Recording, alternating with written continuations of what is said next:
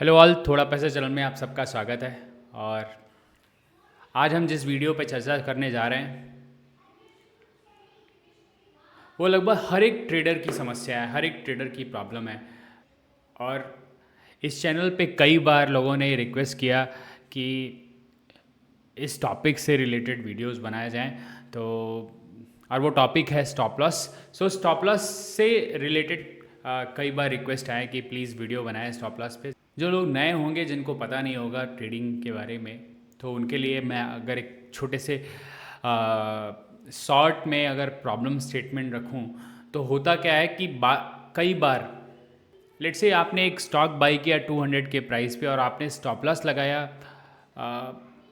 195 का। आपने कहा 5 रुपये नीचे स्टॉप लॉस लगाता हूँ, 5 रुपये नीचे नहीं आएगा, 195 का स्टॉप लॉस लगाता हूँ।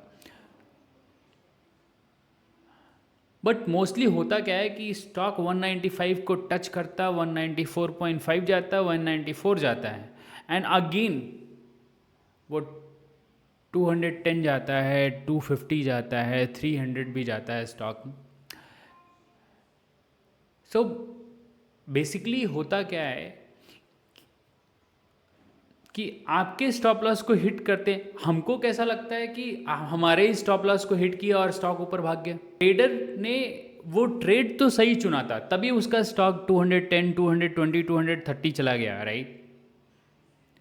बट उसने स्टॉप लॉस गलत लगाया था और स्टॉप लॉस गलत होने की वजह से वो उस ट्रेड से वंचित हो गया। इस ट्रेड से उस ट्रेडर को एक अच्छा खासा प्रॉफिट होने वाला था, बट वो नहीं हो पाया बिकॉज उसने स्टॉप लॉस गलत लगाया था। और यहाँ पे हम क्या करने लगते हैं, अपने भाग्य को कोसने लगते हैं कि हमारा टाइम अच्छा नहीं चल रहा है, इसलिए ये स्टॉक इसलिए हमारा स्टॉप लॉस हिट हो गया। बट होता ऐसा नहीं है।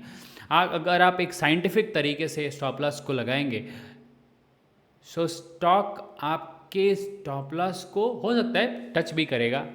हर बार तो आप रॉन्ग राइट हो नहीं सकते, तो हो सकता है जब स्टॉप लॉस को अगर टच करे तो फिर नीचे भी जाए, कभी कभी ऊपर भी चला जाए। लेकिन प्रॉबिलिटी क्या बनती है कि आपके स्टॉप लॉस को टच ही ना करे।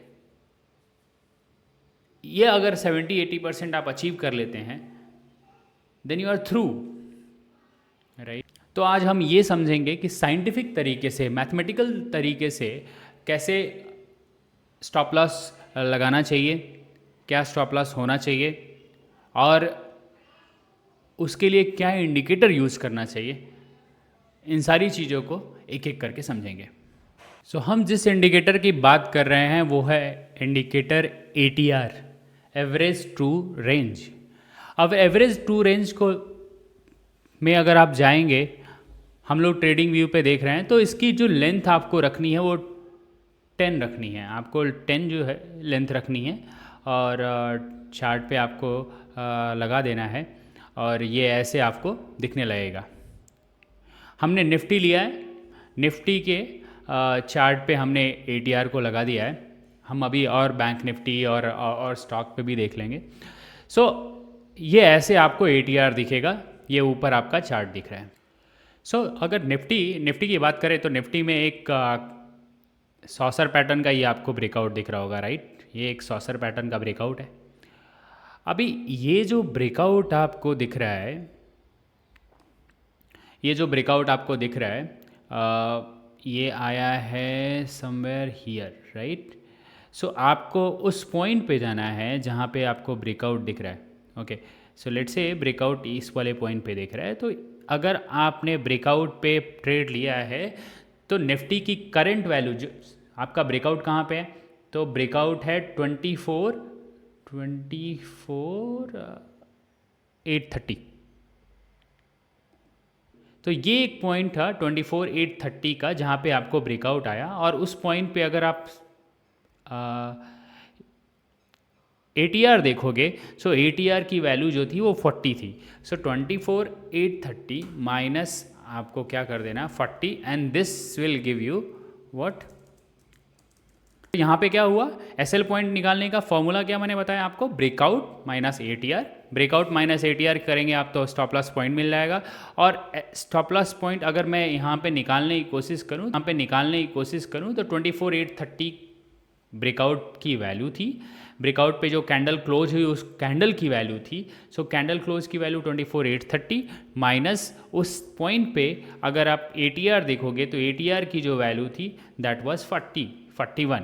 ओके, मैंने 40 किया and the output that you will get that will be 24,790।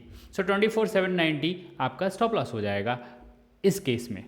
चूँकि आप 15 मिनट का चार्ट देख रहे हो तो 15 मिनट पे जो आपको वॉलेटिलिटी होगी, जो आपका टाइम फ्रेम हुआ, उसके हिसाब से जो ATR बनता है, जो स्टॉप लॉस बनता है वो लोअर होगा, वो 40 पॉइंट का होगा। अगर अगर अगर मैं आपको इसको बढ़ा करके मैं आपको अगर इस इंटरवल को बढ़ा करके मैं इसको 30 पॉइंट कर दूं, सो अगर आप 30 पॉइंट, जैसे ही आप 30 पॉइंट करेंगे तो ब्रेकआउट अभी भी है, अभी भी इस पॉइंट पे ब्रेकआउट है, बट आपका स्टॉप लॉस पॉइंट चेंज हो गया, दैट बिकम्स 55। सो 55 एक स्टॉप लॉस हो गया। तो अगर हाफ एन आवर का आप लेते हैं चार्ट तो उस समय स्टॉप लॉस डिफरेंट होगा। अगर आप 1 डे का लेते हैं तो 1 आवर का लिया आपने तो स्टॉप लॉस आपका 86 हो गया। अगर आप 1 डे का लेंगे तो स्टॉप लॉस कहीं समवेयर 200 के आसपास चला जाएगा। सो ये 200 का स्टॉप लॉस चला गया।